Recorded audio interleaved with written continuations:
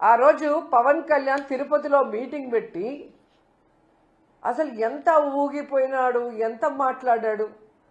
ఆయన ఒక ఎత్తు అయితే ఆయన పక్కన ఒకడు ఉన్నాడు అదే రోజు మీటింగ్లో. మీరు చూస్తే అరవ శ్రీధర్ వీడు ఇంకా రెచ్చిపోయి డిక్లరేషన్ గురించి నోటికి వచ్చినట్టు వాగాడు. ఈరోజు ఏమైంది?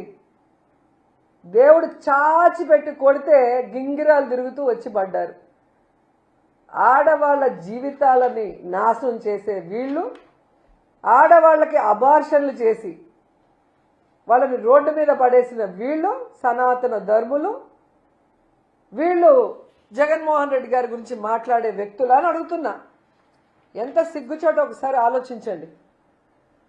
ఈరోజు నిజంగా వీళ్ళు హిందువులైతే చంద్రబాబు నాయుడు, పవన్ కళ్యాణ్ నిజంగా హిందూ ధర్మాన్ని వీళ్ళు గౌరవించే వాళ్ళైతే దేవుడిని ఏ విధంగా నోటికొచ్చినట్టు కించపరిచి ప్రచారం చేశారో వీళ్ళిద్దరూ ఇప్పుడు నైతికంగా బాధ్యత వహించి రాజీనామా చేయాలి.